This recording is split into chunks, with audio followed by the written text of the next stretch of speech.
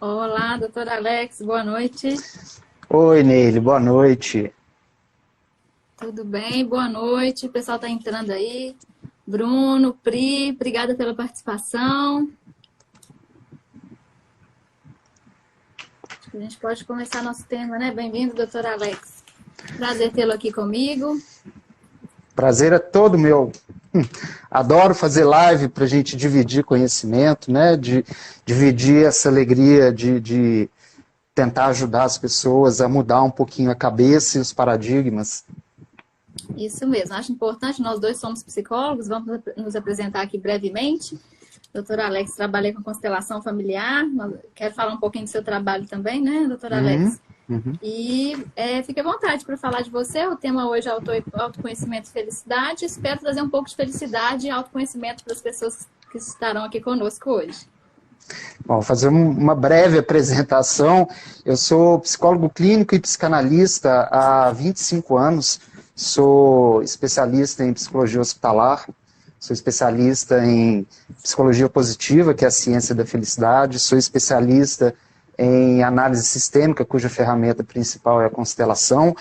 Então, assim, eu me considero um especialista na felicidade, mas nessa visão nova da felicidade, né? Porque a ciência da felicidade trouxe um novo conceito para o que é felicidade. E é interessante, eu acho que o autoconhecimento como instrumento da felicidade, que é o tema que a gente vai falar aqui hoje, é muito legal de saber e de conhecer esse novo olhar para a vida. Excelente, é muito bom ter seus conhecimentos, principalmente com as terapias, né, que você tem. Eu mesma já fui sua cliente, posso falar um pouco disso. E me apresentando também, para quem ainda não me conhece, sou psicóloga, coach, terapeuta holística, com mestre em Reiki, com algumas formações como leitura de aura, radiestesia, entre outros. Sou curiosa, barra de axia, mais novo agora. E aí, vamos trazer um pouquinho do nosso conhecimento, das nossas experiências, principalmente com os clientes, né, doutora Alex? E queria aproveitar para falar do seu trabalho, né? Eu, como sua cliente, gostei muito aí da constelação que a gente fez. Fala um pouquinho para a gente do que é a constelação familiar. Antes de eu falar, me diz aí como é que foi a sua experiência, o que você achou da constelação? Excelente, foi muito importante para entender o meu processo, meu papel, né, de vida familiar, né, onde eu estava inserida nesse campo, nesse sistema, né, que a gente vive, que é a família. A gente às vezes não tem consciência dos nossos papéis e que posição nós assumimos. E para fazer isso de maneira diferente, se for necessário. Então, trouxe uma clareza e uma transformação importante para a minha vida. Te agradeço por isso. Eu que agradeço. Vou falar um pouquinho antes de eu falar especificamente da constelação, falar o que é o conceito atual de saúde. Saúde hoje é um tripé, né, nele, que diz de corpo, mente e espírito. Antigamente a gente ia somente atrás do médico para cuidar do corpo, achando que estava tudo bem. Ou a gente ia para um psicólogo para cuidar das questões emocionais e mentais e também achava que estava tudo bem. Ou então a gente procurava alguma área mais da espiritualidade e também achava que estava tudo bem. E hoje em dia é importante que a gente saiba que saúde de verdade é um tripé, é o equilíbrio. É um equilíbrio entre corpo, mente e espírito. Felicidade, né, que eu citei que existe hoje um novo conceito para felicidade, que veio da ciência da felicidade, ela veio para mudar uma ideia muito arraigada em nós, que nós tínhamos a respeito do que é ser feliz. A gente achava que ser feliz é ser alegre. Então, se eu não estou alegre, se eu tenho problemas ou se eu estou num momento da vida em que as coisas não estão dando certo, absolutamente eu sou uma pessoa infeliz. Era assim que a gente pensava. E hoje, felicidade significa um novo olhar para a vida. E esse novo olhar para a vida implica em você saber compreender, aceitar, respeitar que a gente é feito de coisas boas, coisas ruins, acontecimentos positivos, negativos, pessoas positivas, pessoas negativas, o alcance dos objetivos ou o não alcance dos objetivos, momentos de tristeza, momentos de alegria, tudo isso traz um conceito de um todo que a análise sistêmica traz muito bem com o trabalho da constelação, que é essa compreensão de que a gente é resultado desse todo. Então, quando antigamente a gente ficava buscando a alegria, né, e é difícil, ainda mais nos tempos de hoje, né, Neile? É difícil estar alegre. E ninguém é alegre o tempo todo. Ninguém, é impossível. Então, a ciência da felicidade ela veio trazer uma quebra desse modelo, porque é essa mudança de olhar para a vida, acordar todos os dias e pensar em algumas coisas que a gente não tinha como coisas, movimentos, ideias, pensamentos, a gente não sabia que eram tão importantes, e hoje a gente sabe que além de fazerem bem, então, o otimismo, o pensamento positivo, ter objetivos na vida, construir uma ideia de mundo que abarque tanto as coisas boas quanto as coisas ruins, tudo isso mais do que fazer bem, porque a gente se sente bem com relações afetivas positivas, por exemplo, amigos, mais amigos por perto do que inimigos, mais do que uma sensação boa, mais do que ser bom e gostoso, muda a nossa bioquímica corporal. Então, hoje, esse novo olhar para a vida, e depois eu vou até dar algumas dicas assim, de instrumentos para viver esse tipo de felicidade, que é a mudança bioquímica corporal, ou seja, aumento de produção de neurotransmissores, hormônios, como a ocitocina, endorfina, GABA, serotonina, dopamina, através de coisas tão supostamente simples e que estão ao alcance da gente, como a gratidão, por exemplo, né? Isso muda o nosso corpo, isso muda a nossa mente, e isso faz com que a gente viva a felicidade, que não é estar alegre. Ser feliz hoje é ter um olhar para a vida e usar desse olhar. Opa, estou vivendo algo, a minha vida não está muito boa, eu não estou satisfeito hoje em determinados aspectos da minha vida, mas eu vou usar exatamente dessa insatisfação como algo motivador para eu mudar. Antigamente a gente ficava preso, né? A gente ficava preso sempre no final. Uma outra coisa muito interessante desse novo conceito da felicidade é o seguinte ensinamento: a gente achava que o sucesso levaria à felicidade. Então, ficávamos o tempo inteiro em busca desse sucesso. Quando eu tiver um celular, quando eu estiver ganhando dinheiro, quando eu estiver empregado, quando eu estiver namorando, quando eu tiver aquela roupa, quando eu tiver aquela casa, aí eu vou ser feliz. E aí? E a realidade nem sempre traz para a gente o alcance de todos os nossos objetivos. Então, olhar para o caminho e não mais para o sucesso como o fator que diz de ser feliz ou não, essa está sendo uma grande mudança, uma grande mudança. E para você? Doutor Alex, quando você falava, eu fui aqui associando, né, algumas coisas da maneira que eu penso e que eu percebo, e por tudo que a gente percebe até dos relatos dos clientes. Quando nós somos procurados, muitas vezes como terapeutas, a primeira queixa é de ter algum incômodo, né? O cliente tem algum incômodo, algo que não está legal, algo que não está feliz, né, como eles gostariam, de não estar nesse papel. E aí, quando nós vamos observar e entender, a vida é feita por momentos felizes. Realmente, como você disse, nós não estamos o tempo todo felizes. E o conceito de felicidade, ele também está muito relacionado às nossas expectativas. O que a gente coloca como expectativa? Como você colocou muito bem, eu preciso ter um apartamento novo, eu preciso ter um carro novo para eu estar feliz, eu preciso estar em qual condição para ser feliz? E aí, nesse momento, a gratidão, eu queria frisar nessa palavra que você colocou muito bem, a gratidão é o primeiro passo para a felicidade. Inclusive, em estudos neurológicos aí, mostra que onde há gratidão no cérebro não tem tristeza. Os dois sentimentos não ocupam o mesmo espaço. Então, a primeira coisa. Então, não é hora de olhar, né, porque eu tenho, porque eu conquistei, olhar para o meu passado, quem eu era, lembra lá da infância, o que eu almejei, o que eu conquistei até então, quem eu sou, né? Eu respiro bem, eu tenho saúde, eu tenho pessoas que eu gosto por perto. eu consigo, inclusive, decidir o que eu vou fazer da minha vida. Né? Uhum. Tem um livro, né? A morte é um dia que vale a pena ser vivido, né? Não sei se eu falei o título certinho, depois a gente pode indicar aí melhor. Ele fala justamente, né? As pessoas no leito, né, de morte, um dos principais relatos, né? Que eles falam que o que você faria? Estaria mais com os amigos, trabalharia menos, né? Sou suspeita, eu adoro trabalhar, mas é um fator. Será que eu estou deixando de fazer? De ter o meu lazer, de ter fazer coisas que eu gosto? Né? Então, o conceito de felicidade, ele é muito relativo, ele está muito ligado às nossas expectativas. Né? E eu ouço também, né, as clientes às vezes falarem muito, eu era feliz e não sabia, eu vivia lá, não sei, na fazenda, eu vivia com a minha família humilde, sem muito recurso, mas o final de semana, o almoço que minha mãe fazia, eu sinto o cheiro até hoje, do feijão que minha mãe fazia. Eu ouço muitos relatos desse tipo, de pessoas que estão em condições boas, né, hoje.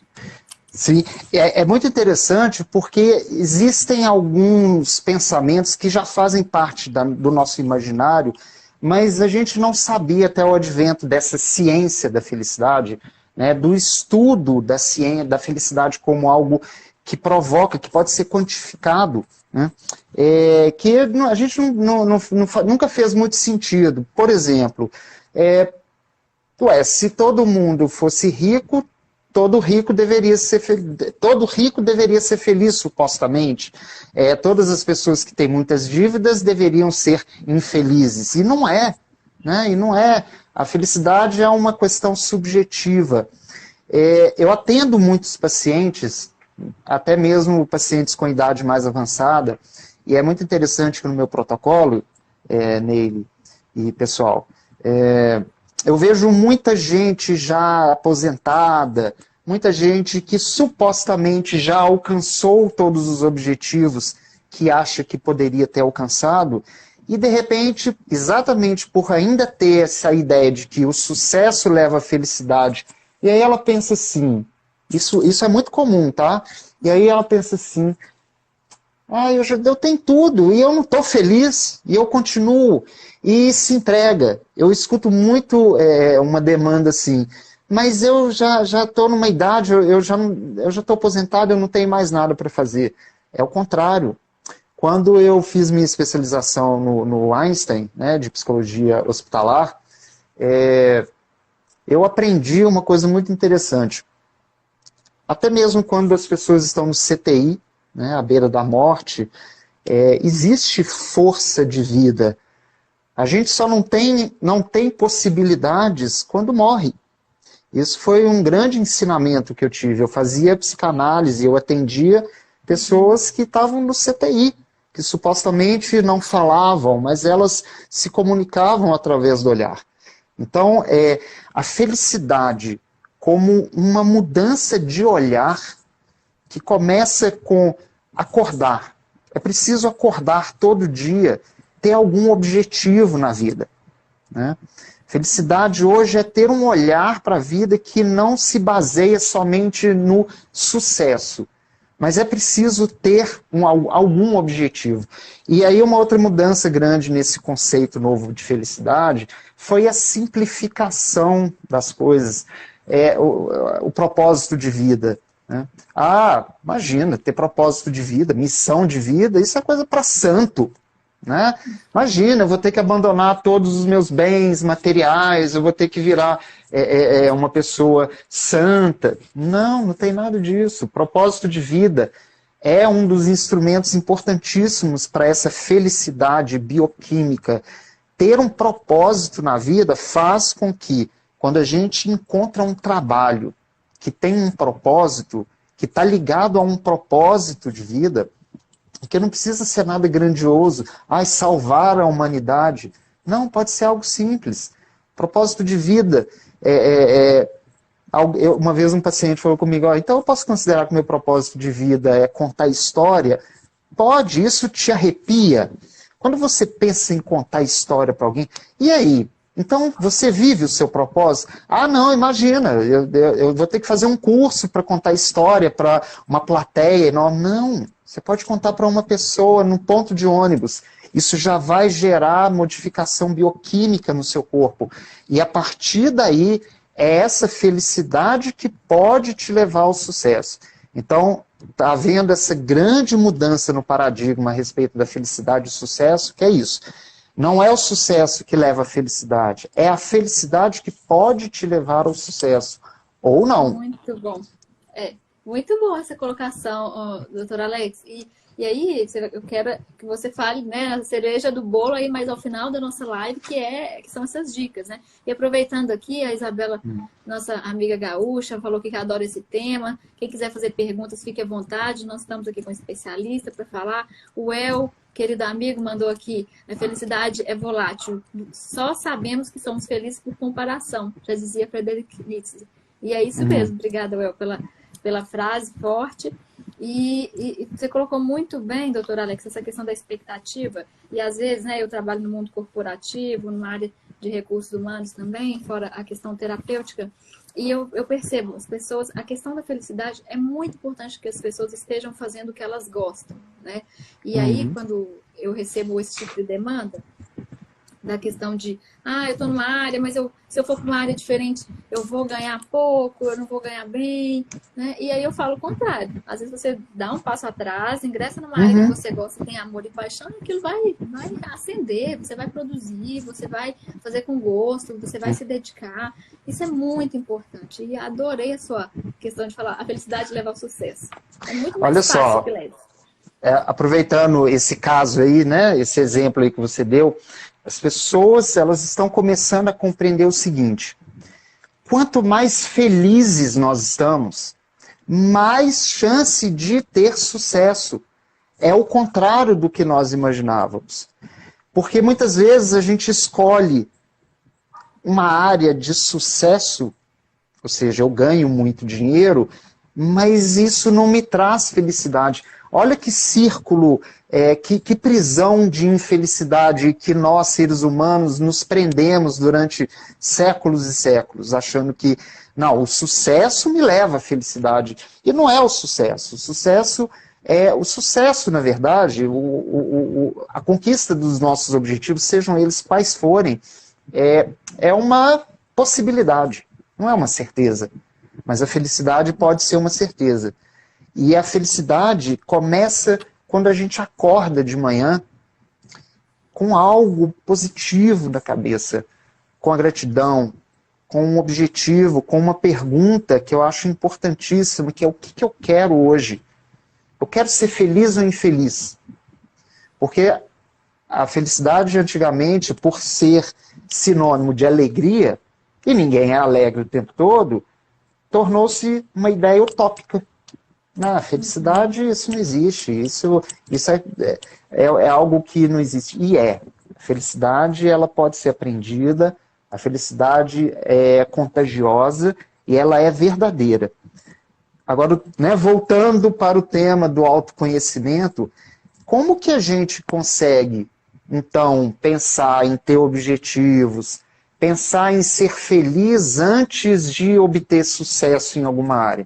Através do autoconhecimento. O autoconhecimento é um dos instrumentos mais importantes para que a gente possa mudar a nossa vida, né? E o que é autoconhecimento? O que é autoconhecimento para você, Ney? Esse é um tema também interessante, né? O autoconhecimento é saber até onde vão as suas limitações, quem você é, como é você diante de um efeito, como você reage. Eu vejo, eu trabalho muito com testes psicológicos, e aí eu vejo quando fala de autoconhecimento, ele está muito ligado também à nossa maturidade. Porque eu posso investir muito num conhecimento técnico da área que eu estudo, da área que eu trabalho, e esquecer de olhar para dentro, de olhar para mim, de entender as minhas preferências, quem eu sou, como eu reajo diante de uma situação. E aí eu quero trazer essa experiência, que eu acho interessante, quando eu olho para um teste psicológico e eu vejo, esse profissional ele tem uma impulsividade muito forte, ele tem uma agressividade muito forte, então é alguém que pode facilmente brigar, explodir com facilidade, mas ele tem um autoconhecimento alto, que no teste mostra, por exemplo, eu sei que ele está apto a pensar um pouco antes, a se conhecer, a se é realmente segurar um pouco mais, né? Isso é muito importante, principalmente para as relações. E para você, doutor Alex, como você conceitua o autoconhecimento? Olha só, antes de eu te responder, eu estou vendo aqui que a Isabela perguntou. Tem muitas perguntas aqui. A felicidade está no caminho. E não, a felicidade está no caminho e não no destino final. Isso mesmo. É no caminho, é no caminhar. O final pode ser alegre, pode ser com conquista do objetivo, com sucesso ou não. A felicidade está no início. Vamos lá. Quer ver um exemplo, doutor Alex? Eu não sei se você quer dar um exemplo, mas eu queria falar. Super simples. Pode falar. E que as pessoas, às vezes... Já viu quando você programa uma viagem e aí você espera? Sabia que gera mais felicidade, às vezes, o tempo de espera que você fica ali para programando, imaginando a viagem, olhando o roteiro. Às vezes ele é mais legal do que a própria viagem, né? Então, isso aí, Isabela. Depois tem mais perguntas. Continue, por favor, doutor Alex. Daqui a pouco a gente olha. Vamos lá. Olha só. A base do meu trabalho, né, do meu conhecimento, do meu histórico profissional é a psicanálise. Né? Falar um pouquinho disso, porque o autoconhecimento, ele não precisa ser guiado apenas por uma linha de trabalho. Eu falo assim, gente, eu não tenho respostas certas para ninguém. Eu não ensino ninguém o que é o conceito de felicidade. Felicidade é um conceito subjetivo que precisa ser descoberto e construído por cada um. E a gente só consegue construir esse conceito através do autoconhecimento. Então, o que é o trabalho? Qual é o meu instrumento principal de trabalho? É o inconsciente. Né? E o inconsciente é um vasto, é uma imensidão de informações. O autoconhecimento, ele não é só trazer o que a gente tem de bom. Né? O autoconhecimento, ele só traz mudanças que vão fazer diferença na nossa vida quando a gente consegue entender o lado bom e o lado não tão bom que nós temos. Porque muitas vezes, e aí é esse o meu trabalho, tentar trazer à tona o que está guardado por esse inconsciente. Freud, quando construiu o conceito de inconsciente, ele construiu de uma forma tão bacana, eu gosto de falar isso com meus pacientes, que parece que a gente está falando de outra pessoa, né? Mas o inconsciente, não, o inconsciente somos nós também. Então, todos os traumas que a gente passa, e todos nós passamos por traumas, todos, não existe nenhum ser humano que não tenha passado por nenhum trauma. E é o inconsciente que nos ajuda a conseguir mascarar o que a gente chama de dor, a dor. Né? A dor, ela é mascarada. As máscaras aí, né, doutor Alex? Pode explicar melhor essas máscaras que nós usamos para conseguir conviver aí no meio social? Né? Tem aí a introjeção, né, da lei, que é com o simbólico do pai, tem a separação da mãe, né, que até então, simbolicamente, a gente não sabe nem, é um amor tão profundo, um amor simbólico tão arraigado, que a gente não sabe nem, até um certo ponto da nossa existência lá atrás, a gente não sabe nem se ela é um complemento nosso, quem é essa pessoa. Então tudo isso vai nos formar. Né? A criança tem isso, desculpe te interromper, de quando nasce não sabe nem diferenciar, uma simbiose ali entre mãe e filho, não consegue nem diferenciar ali que tem duas pessoas ali, né? E aí eu digo que os traumas, eles acontecem porque eles mostram uma realidade aqui fora que muitas vezes não é compreendido por aquele serzinho cheio de desejos, cheio de imaginação e cheio de fantasias.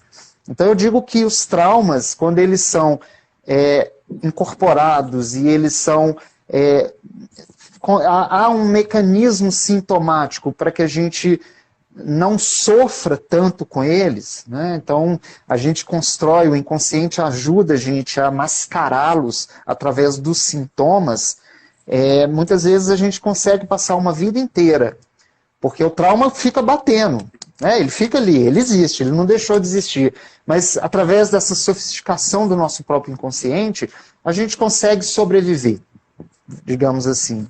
E é muito legal porque esse trauma ele fica querendo sair e o inconsciente com o mecanismo, não, fica aí.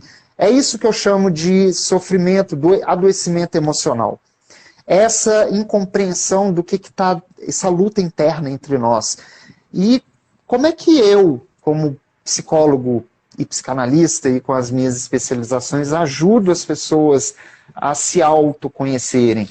Através da psicanálise. Então, a psicoterapia, no meu caso, a constelação, né, ajudam, são formas, uma linha de trabalho que ajuda as pessoas a encararem essa dor.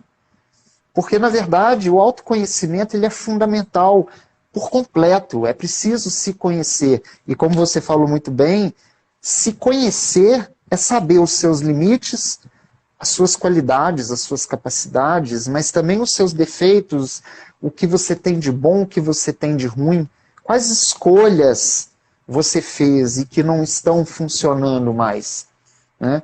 Então, no meu caso, eu quero que você fale também quais são os instrumentos, né, que você, como eu disse, saúde hoje é corpo, mente e espírito, cada um tem a sua linha e a sua forma de trabalhar, e no meu caso, eu trabalho com a psicoterapia e com a constelação como uma forma muito bacana e é muito transformador quando a gente olha para a nossa própria dor, que estava ali guardada e que não podia sair, mas quando ela sai e a gente consegue olhar, eu não sou só essa exigência de mim mesmo para ser perfeito e feliz e alegre, como era antes, mas eu também sou sombra, eu sou luz, e eu preciso ressignificar muitas coisas para poder olhar para mim mesmo sem ficar olhando tanto para os outros.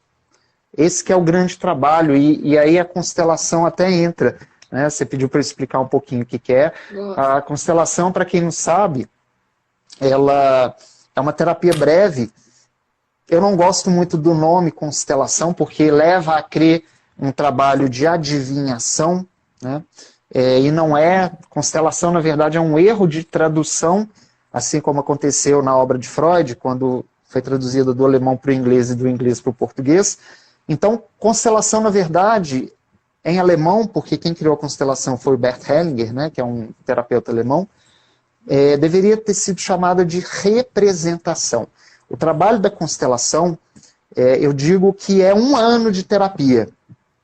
É como se você estivesse fazendo a psicoterapia tradicional durante 1 ano, porque ela revela um lado oculto, dinâmicas ocultas, de uma forma tão interessante, tão inequívoca, né? Você sabe disso porque você fez, né, Neile? Sim, fiquei impressionada com o resultado aí. E aí, quando o paciente traz uma demanda, uma queixa, ou seja, quando o trauma já não está conseguindo ser mais mascarado, absorvido, tamponado. Então, a demanda que eu tenho muito para quem faz a constelação é uma dor, eu chamo de uma angústia inominada, é não saber o que está acontecendo.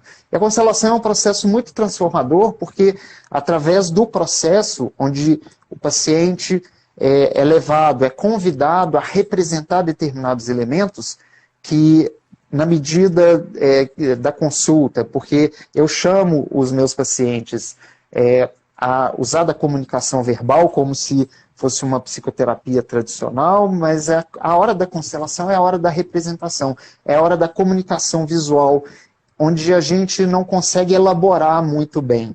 Então, é muito interessante porque essa revelação, né, e a minha interpretação, o meu diagnóstico acerca do que foi posicionado, esse é o trabalho da constelação.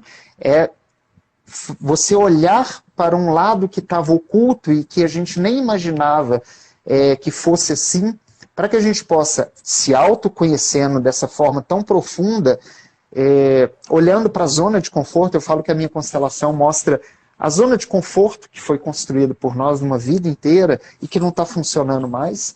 Né? É a partir dessa visualização, da escuta, da interpretação e do diagnóstico, que a gente consegue reposicionar e ressignificar esses elementos que já não estão fazendo bem, já não servem mais como um refúgio para a gente. Então, para mim, autoconhecimento é isso. É olhar finalmente para as coisas que estavam escondidas, ocultas, que foram muito boas, funcionaram, mas que não estão mais funcionando.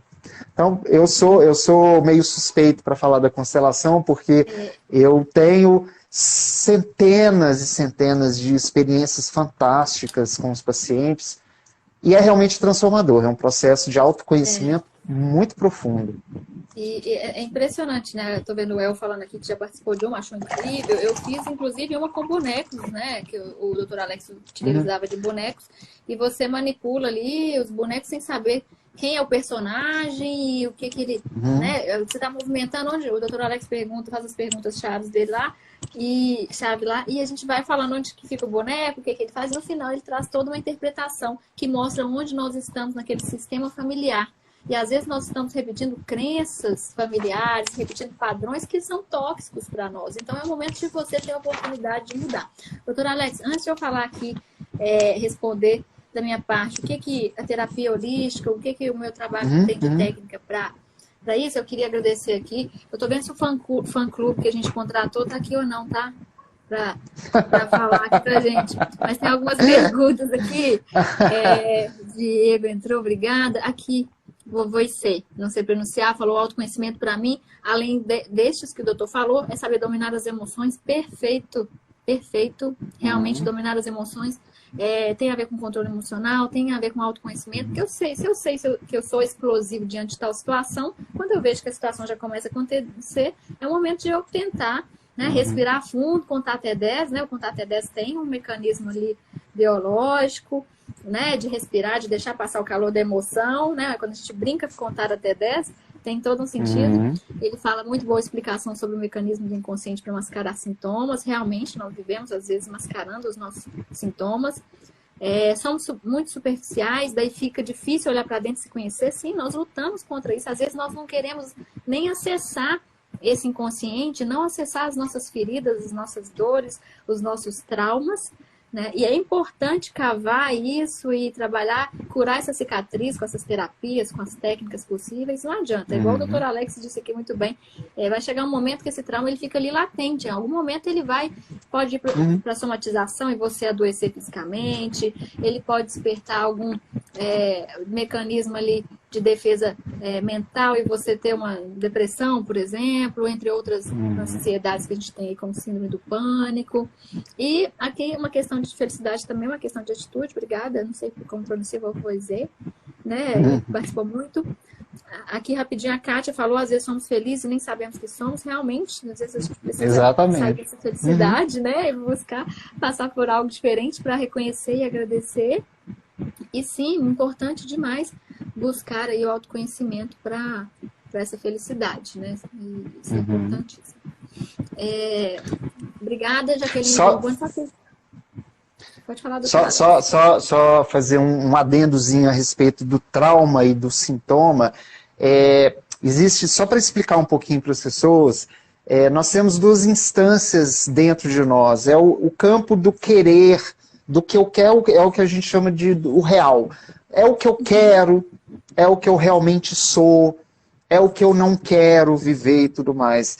Mas o campo do inconsciente é o lado do ok, você quer, mas por N razões que dizem do trauma, você acaba entendendo, ou imaginando, ou fantasiando, que não deve.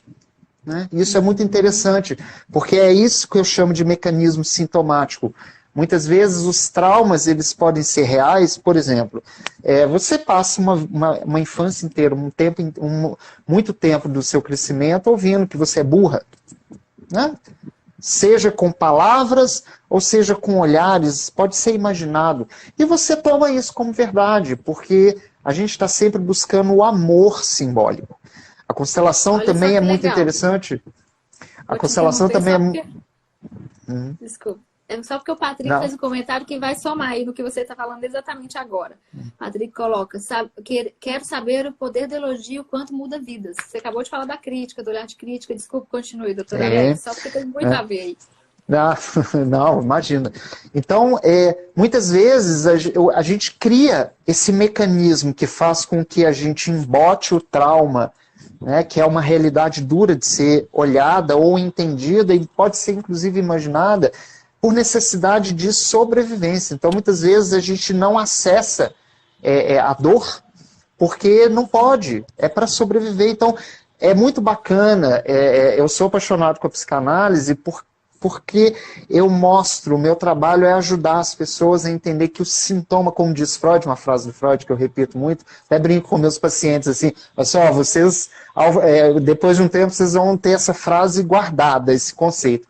O sintoma é uma construção psíquica que quando começa a vir para a consciência, o único fim é o desaparecimento.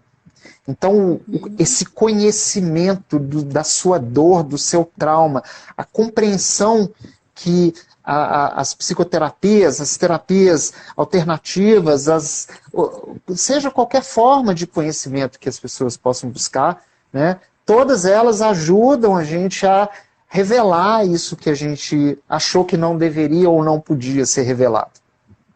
Dá um exemplo pra gente, doutora Alex, você que atende aí muitos clientes, de um sintoma que é mais comum e que tem um fundo que você geralmente sabe a resposta dele.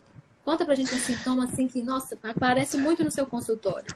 Olha, é muito comum, né, a pessoa, em função dessa realidade que se apresenta, tá, diante de nós, quando a gente ainda é criança e tá vivendo o amor simbólico por aqueles que representam ou que vieram cumprir a função simbólica de pai e mãe, porque não necessariamente precisa ser o pai, o biológico, né? O biológico, muitas vezes, ao olhar, porque a gente fica olhando, sabe, para esse mundo aqui fora, e a gente vai criando algumas noções do o que eu devo fazer para ser amado. E um sintoma muito comum que existe eu não posso ser uma pessoa que brilha. Olha que interessante. Isso é uma dor, tá? É uma dor que a gente só vai saber que ela existe através, né, da constelação, da psicoterapia ou outros meios aí. É uma dor que precisa ser guardada. E como que a gente faz para... Poxa, eu não posso ser quem eu sou. Como que a gente percebe essa necessidade? Quando a gente chega, por exemplo, eu vejo muito caso assim, né? Eu faço muito sucesso, eu tiro notas boas na aula, nas provas, minha professora me elogia, mas quando eu chego em casa eu vou contar isso, eu sinto, né, um olhar de reprovação, ou eu vejo que meus irmãos não passam pela mesma situação. Então, muitas vezes, isso é entendido como eu não posso, eu não devo, e aí a gente passa a não querer. Isso é muito mais forte, muito mais presente, muito mais comum do que a gente imagina. Só que a gente não pensa nisso. Porque a dor, essa dor que eu estou falando aqui, ao olhar, ao imaginar, ao ouvir a não alegria, né, ou a tristeza ou a raiva que vem de um pai, de uma mãe, ou de um irmão e tudo mais, a reprovação, é a dor. Isso é uma dor que não pode ser sentida. Então a gente cria os sintomas. E aí a gente passa muitas vezes uma vida inteira se sabotando. E aí a autossabotagem... Um sabotagem, assim, que você viu, assim, algum paciente seu que o fundo era esse, que ele não podia brilhar, porque em algum momento a família olhou com repreensão para ele. Conta um exemplo, assim, bem simples, assim. Exemplo, muitas pessoas quando vêm trabalhar na constelação, a dificuldade de conseguir um trabalho, sabe? Está sempre mudando de emprego, ou não consegue ter prosperidade, não consegue se fixar, nada está bom, ou muitas vezes tem uma condição financeira muito boa, mas olha para aquelas conquistas e não consegue se sentir pertencente àquilo. É uma sensação de não pertencimento. Isso é muito comum. Quando a gente vai trabalhar na constelação, né, porque isso é uma dor que não é para ser entendida, mas que a constelação ajuda a mostrar, ou a psicoterapia ajuda a mostrar, E aí, por exemplo, o que acontece? Com a minha escuta analítica, eu vou ouvir essa história, vou pensar, né, analisar o que eu acho que deve ser olhado, que elementos. E muitas vezes eu peço a pessoa, o paciente, para posicionar o medo de sucesso, que é batata. E às vezes o medo de sucesso está num lugar central, né? E muitas vezes está ligada à autossabotagem. E às vezes o campo profissional ou o campo do sucesso está num lugar que significa completamente fora. Então, é um exemplo muito claro.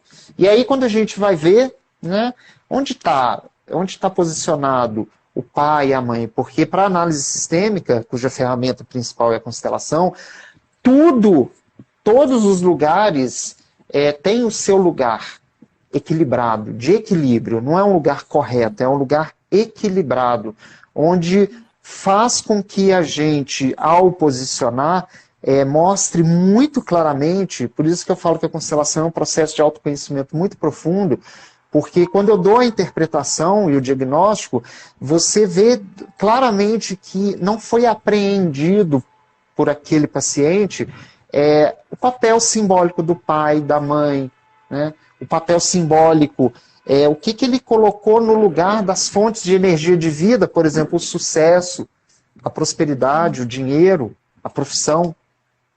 Então é muito comum. Deu para entender, mais ou menos? Ficou bem claro aí, pessoal. Se quiser fazer pergunta, fique à vontade. E assim, acho interessante e como essa questão, né, do não sucesso, por exemplo, é um exemplo excelente. Eu vejo que às vezes as pessoas estão crescendo ali financeiramente, está bem recolocado, e de repente ela mesma começa a encontrar problemas naquele porquê. Às vezes eu estou honrando, vamos dizer assim, né, algo lá atrás, o pai que não teve uma condição de vida tão boa, e a sensação de... Aí é muito seu campo, me corrija, né, doutora Alex, se eu estiver errada, mas a sensação, pelo que eu entendo, de meu pai não teve sucesso financeiro, então se eu tiver, eu não vou pertencer. Exato, né, exatamente. Sistema, essa família. Fique à vontade. A gente chama de pacto, a gente faz pactos. Inconscientes, né, pactos. Sim, tudo isso é inconsciente. Pactos de lealdade com a pobreza. Tudo é em função do amor. Freud fala, uma frase ótima, que é assim: a psicanálise é a cura através do amor. O amor simbólico.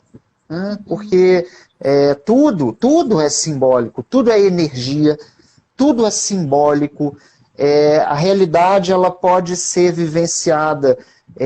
Um mesmo filho de mesmos pais, irmãos, né, filhos de mesmos pais, podem ver a vida de formas completamente diferentes. É muito comum, né? Muito comum isso. O vovô, eu estou falando seu nome errado, né? Vou falar vovô e Zé. Está colocando aqui, super participativo, obrigada. Autossabotagem pode significar permanecer no erro, sim. E repetir padrões que nos deixam infelizes, sim. É ter relações tóxicas. Às vezes, né, quero dar esse exemplo. Às vezes eu recebo mulheres no atendimento, no consultório, e falam: nossa, mas eu não tenho sorte com homem, né? Eu sempre escolho o mesmo padrão, eu sempre faz isso comigo, uma relação tóxica. Eu falo: nós escolhemos isso, mesmo que inconsciente. Sim. E aí temos que refletir numa terapia, entender o que eu estou honrando, o que eu estou me auto-sabotando, por que eu escolho esse padrão? Será que eu não estou buscando repetição de um pai que era assim, ou sei lá, de algo que na constelação a gente pode entender melhor, né, doutora Alex? Isso acontece muito. E aí, demais. Desculpa, quiser comentar? Não, pode falar. Não. A importância, né, da terapia em nossas vidas. No passado, quando se falava em terapia, as pessoas tinham um preconceito até. Eu não tô louco, não tô doido para fazer terapia. Era uma coisa mais saúde mental, ou até de doenças, né, mentais. Hoje em dia não. Hoje em dia é difícil você conhecer alguém que não faz terapia. Porque terapia é autoconhecimento. E quando eu estou falando de mim naquela terapia, eu estou me ouvindo, eu estou elaborando, eu estou vivenciando aquele sentimento que eu não coloquei para fora no momento oportuno, e que se eu não coloco para fora pode inclusive virar uma doença e para o corpo, somatizar, e é uma outra linha de estudo muito interessante que eu gosto também. E o se fazer ouvir é muito importante. Mesmo que eu esteja em uma linha de terapia que meu terapeuta fala pouco, ele deixa eu falar mais, deixa o silêncio aí fluir, psicanálise tem um pouco disso, né, doutora Alex? Eu acho que é uma linha que tem um pouco mais. E o se fazer ouvir é muito importante, né? E aí, falando um pouco da minha linha também, que eu trabalho com a questão de energia, de reiki, por exemplo, o reiki vem limpar aí, trabalhar os chakras, organizar essa energia que às vezes está no campo do emocional ainda e nem veio para o corpo, é uma forma, né? Como vocês perguntaram aí. E tem também a radiestesia, né? Que é utilizado um pêndulo, né? Para captar o raio de luz que é da minha consciência, porque nela se acredita que eu tenho dentro de mim todas as respostas, mas às vezes por não ter autoconhecimento, eu não consigo elaborar essas respostas da melhor maneira. E essa radiestesia, ela vem trazendo respostas que já captam sua energia e o pêndulo roda ali, trazendo essas respostas de maneira mais assertiva. Eu e a doutora Alex trabalhamos com linhas diferentes e complementares, por isso é interessante a gente falar um pouquinho de cada um, né? E obrigada, doutora Alex. Só complementando aqui, o El diz aqui, falar é libertador. Gente, isso mesmo, eu sei que você gosta, viu, El, de falar. E a Fabiana faz a pergunta aqui, como lidar com os traumas? Aí, doutora Alex, eu vou te pedir para falar. Bom, vamos lá. Só fazer um adendo aí. Há muito tempo atrás, quando eu ainda era estudante, uma das coisas que me fez escolher a psicanálise foi algo que a minha primeira supervisora lá da faculdade, há 25 anos atrás, falou comigo. Você não precisa de um setting analítico pré-definido, como se convencionou, para fazer a psicanálise, porque a psicanálise ela é uma escuta oferecida. Então você pode fazer psicanálise no banco de uma praça. E aquilo me marcou, sabe? Quando eu fui fazer a especialização em psicologia hospitalar, também, que era uma linha mais psicanalítica, eu perguntei, mas como que eu vou fazer psicanálise se eu atender ao paciente um dia só? Né? E, inclusive, o meu TCC foi em cima disso, as entrevistas preliminares como instrumento da psicanálise no hospital. Então, lá dentro que eu queria falar é o seguinte, quem constrói a nossa clínica somos nós, né? É preciso ter a técnica, é preciso ter o conhecimento, mas a nossa experiência de vida, né, que cada um de nós tem, seja qual profissão for, ela é extremamente importante para a gente ser um bom profissional. Então, eu estou falando disso porque, assim, hoje essa história de um psicanalista quieto e calado não existe muito mais não, tá? Sim, mas é uma linha eu falo bastante. Heterodoxa, digamos assim. Sim, que bom que você comentou sobre isso, doutor Alex, porque tinha no início, né, eu também me formei faz um tempo, no início tinha essa questão mesmo de falar que o psicanálise fala menos, escuta, deixa o silêncio, tem que saber lidar com o silêncio, inclusive na faculdade, minha maior dificuldade ali com as professoras e supervisores psicanalistas era isso, né, ele aceite o silêncio, deixa o silêncio do outro para ele refletir, né, eu lembro disso muito. Um outro ponto que você me fez lembrar, até também da faculdade de psicologia, doutor Alex, foi essa questão, né? Porque o paciente chega, às vezes, até sem saber de onde vem essa dor, o que ele quer trabalhar, qual a questão dele. Às vezes, a nossa pergunta, o que te traz aqui, às vezes o paciente ele não tem ali de pronto para você. Sim. Eu lembro de uma professora muito bacana, assim, muito profissional que eu tive falando assim, olha, às vezes o cliente vai fazer um brainstorming, vai falar de tudo, ele vai jogar na mesa tudo. Porque isso é o meu problema com a mãe, com o pai, com o trabalho, e ele vai falar várias coisas. E aí ela falava algo muito interessante que eu também levei para a vida, assim como o banco da praça seu, né? O meu banco da praça foi justamente essa fala dela, que foi, olha, ele vai falar várias coisas, aquela que te tocar, que você ligar a anteninha da sua intuição, pega nela ali, explora um pouco mais aquela questão. Vai nela, né? Talvez, pode não ser, você pode errar. Mas o feeling, né, é muito importante para isso, né? Totalmente. A escuta, né, dos psicólogos é que faz a diferença. Inclusive as pessoas acham que é um bate-papo entre amigos e não é, né, Neide? A gente sabe que não é. É muito diferente eu conversar com um amigo muito diferente. E numa terapia, né? Sim. Interessante você falar isso, né? Então, minhas amigas que ficam, ai, Neile, eu vou não vou ficar falando meus problemas para você, porque eu vou te alugar, você não está no horário de trabalho. Eu falei, não, fica tranquila, eu não trabalho em horário de folga, não. Vou te ouvir como amiga, vou te aconselhar, coisa que talvez eu não faria na terapia, porque a resposta vem Exatamente. dentro de você. Isso é interessante, né? Eu falo que a gente descansa também, né, doutora Alex? Não, trabalhar com o que a gente gosta é uma bênção, né? Descobrir e fazer aquilo que a gente gosta faz com que nós façamos de uma forma muito melhor, muito mais feliz. Né? E aí a gente pode vir a ter sucesso. Porque é a felicidade que leva ao sucesso, como eu disse. Voltando na felicidade aqui. Obrigada, Adeli. Melhores conselhos. Né? O melhor está por vir, a gente já está aí em 49 minutos de live, já partindo para uma finalização, apesar de que nem parece que passou tanto tempo, né, doutora Alex? Nossa, é mesmo. É tão gostoso, é tão positivo. E outra, tá, gente? Falar de felicidade, falar de gratidão, de autoconhecimento de coisas boas, eu tenho certeza que a serotonina, a dopamina, a endorfina e de muita gente aumentou aqui durante a nossa live. Né? Fiz votos para isso, já emanei energias boas, eu e o doutor Alex aqui antes mesmo de começar, né? Com certeza. Doutora Alex, eu vi aqui, né? Eu me interessei antes da live em estudar um pouco mais sobre felicidade. Eu vi aqui vou falar de uma forma mais leiga do que você traz mais elementos até mais científicos para isso, mas eu vi aqui que estar com as pessoas que a gente gosta, praticar exercícios físicos, comer chocolate, gargalhar, ser grato, lembrar de bons momentos, planejar viagens, são fatores que elevam a nossa felicidade, né? Fala um pouco aí Vamos falar da cereja do bolo já, das dicas? Vamos lá. Gente, quem tiver aí um papel e uma caneta, anota. Tá? Eu vou dar... Antes de você ir para a dica de ouro, eu queria falar, Jaqueline Borboni está aqui com a gente. Ela é dona do Instagram Alma de Praia.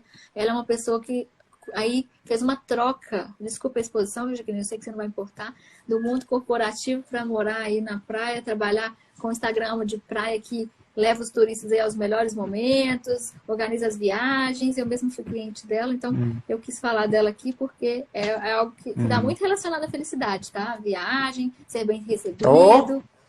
Tá? Com certeza. Aí, os colegas. Obrigada. Papel e caneta na mão, doutor Alex. Vamos lá. 5 dicas cientificamente comprovadas para ter um dia melhor. Ter um dia melhor, independente se você obteve sucesso ou não, já é um dia feliz, tá? Então vamos lá. Primeira dica, agradeça. Agradecer. Uma vez eu acordei e aí eu entendi o que é a gratidão como medicamento. Gente, a gratidão não é agradecer a Deus. Dizer, obrigado, Senhor. Isso é oração. Tá? Gratidão não é falar obrigado para as pessoas, isso é educação. A gratidão, como medicamento, ela exige um movimento nosso que é tão simples, é olhar para o lado, é olhar para um copo d'água e falar assim, obrigado. Não porque tem gente no mundo que não tem água, é porque é gostoso, é porque tá bom, é porque curou a minha sede. Então, falar obrigado para as pequenas coisas do dia a dia é super importante. Aumenta, por exemplo, o nível de dopamina. Produz, né, a possibilidade, provoca a possibilidade. Falar obrigado para as pequenas coisas que acontecem no seu dia, porque foram gostosas. Comer um pãozinho, ai que gostoso, obrigado. Deitar numa cama gostosa. Nós deitamos em camas gostosas, cheirosinhas, com roupa de cama, centenas, às vezes milhares de vezes. Quando eu nunca imaginei que eu poderia ou deveria deitar e falar assim, obrigado, só isso. Isso já provoca mudança bioquímica, então agradecer. Então um dia eu acordei e falei assim, eu não estou satisfeito. Eu não estou exatamente satisfeito com o que está aqui ao meu redor, mas eu poderia estar pior. Então eu vou agradecer. Isso é gratidão. Doutor Alex, isso é gratidão. Eu quero fazer muito bem colocado. Assim, às vezes a gente dorme, esquece de agradecer, esquece de fazer esse ritual, mas fez toda a diferença no momento da minha vida que eu ia dormir. Eu agradecia pelo menos 5 coisas em voz alta. Obrigada pelo almoço de hoje, obrigada pelo contato com uma pessoa que eu gosto muito, obrigada por isso, obrigada por ter conseguido entregar aquele trabalho que eu precisava entregar hoje. Faz toda a diferença. É assim, é imediato. Assim, é impressionante, é impressionante. A dopamina, ela provoca a possibilidade da diminuição da depressão. As pessoas que entenderam e que estão entendendo que é agradecer por coisas simples, 3, 4 vezes por dia, faz com que a gente tenha menos propensão à depressão. Isso está mudando o mundo. Tá? Isso, a área médica, todas as áreas da saúde sabem disso. Então vamos lá, que o tempo está passando. Agradecer. Primeira dica. O Ho'oponopono, hein, gente? O Ho'oponopono. Só lembrar aqui que parece banal, mas o Ho'oponopono funciona bem. Segundo, tenha algum objetivo na vida. Tenha qualquer objetivo. Acordou, abriu o olho, fala assim, qual que é o meu objetivo hoje? Ah, mas eu não tenho qualquer objetivo. Qual que é o seu objetivo hoje? É ser feliz? Qual que é o seu objetivo hoje? É fazer aquele exercício que você deixou de fazer? Construa, coloque na sua vida algum objetivo. Pode ser grande, pode ser simples, pode ser um objetivo supostamente banal. Não existe objetivo banal. E não se preocupe se você atingiu esse objetivo ou não. Pense no caminho. Então, agradecer, ter algum objetivo, qualquer objetivo, levantar já com algum objetivo. Decida o que você quer. Pergunte para si mesmo todos os dias. Hoje o que eu quero? Eu quero ser feliz ou eu quero ser infeliz? É um direito seu. São os dias em que a gente está deprimido, está triste, está com preguiça. Vai e fica. Hoje você escolheu ser infeliz. O objetivo pode, inclusive, ser esse, né, doutora Alex? O objetivo pode ser ficar infeliz. Hoje eu quero curtir aqui esse momento. Né? Construa o seu conceito de felicidade. Porque quando a gente se pergunta, o que eu quero hoje? Ser feliz? Você precisa saber qual que é o meu conceito de felicidade. Não existe uma resposta única para isso. Por isso que o autoconhecimento é tão importante. Não exija... Desculpa, aconteceu alguma coisa ali na cozinha sozinha, tá? Não exija perfeição de si mesmo. Aceite-se, valorize-se, estimule contatos com pessoas positivas para sua vida. Foque no caminhar, nos passos que você estiver dando. Não se preocupe tanto se vai ter ou não sucesso. Se tiver sucesso, ótimo, maravilha. Se não tiver, amanhã tenta de novo, começa de novo. Então esses são instrumentos importantíssimos para a gente atingir a felicidade. Essa felicidade que não é mais sinônimo de estar alegre. Estar alegre ou não, é uma possibilidade. Ficou alegre? Ótimo, que bom, bacana, beleza, não estou falando que não tem que ficar. Mas não está alegre, não ficou alegre, a vida está cheia de coisas. Use o que você tem de insatisfação ao seu redor para mudar. A gente tem o poder de mudar. Né? E quero convidar todo mundo a fazer a constelação, né? Porque a constelação é realmente algo transformador. A minha constelação é individual, né? Eu vi aí que algumas pessoas falaram porque tem a constelação em grupo. Eu faço online, tá, gente? Eu resolvi me especializar também na constelação online, tenho feito constelações pelo mundo todo e tem sido muito bacana, os resultados são os mesmos da presencial.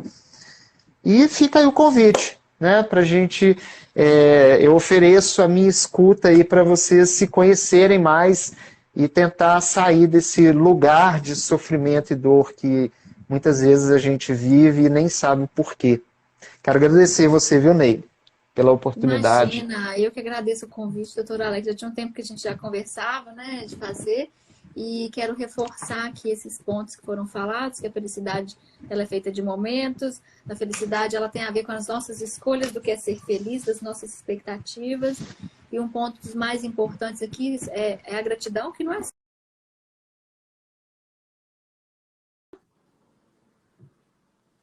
novamente. Obrigada, Oi. pessoal. Eu cliquei aqui, desculpa, não via de jeito nenhum. Só queria finalizar mesmo e agradecer a todos. Obrigado, pessoal. Voltou com a gente, de repente encerrou sozinho aqui. Agradecer e reforçar o conceito aí da gratidão, agradeçam mesmo. Né? Elejam os momentos felizes que vocês querem ter nas coisas simples. Né? Almeja, ok, almeja o sucesso, almeja as coisas maiores, mas não deixe de agradecer e viver aí o que tem de mais feliz. Muito obrigada, doutora Alex, pelo convite. Obrigada a todos que ficaram aqui com a gente, participaram. Espero que vocês estejam com muito mais felicidade. Desejo muita luz, tudo de bom e tudo de mais maravilhoso aí para vocês. Tá? Neile, eu quero agradecer você, a todo mundo que participou aí. Estou à disposição, como eu falei. Eu queria terminar com uma frase do Jung, que diz muito disso tudo que a gente trabalhou aqui. Ele diz o seguinte: somente o que somos realmente tem o poder de nos curar. E somente se conhecendo profundamente é que a gente consegue se conhecer, saber quem somos realmente. Gratidão. Muito E gratidão. obrigado, Não posso deixar de agradecer meu amigo doutor Salame, que fala de gratidão também como ninguém. Gente, obrigada, doutora Alex. Excelente aí suas palavras, viu? Obrigado. Um beijo aí no coração de todo mundo. Beijo. Tchau, até mais. gente. Tchau. Obrigada, Well. Funcionou, que bom. Obrigada, Jaque.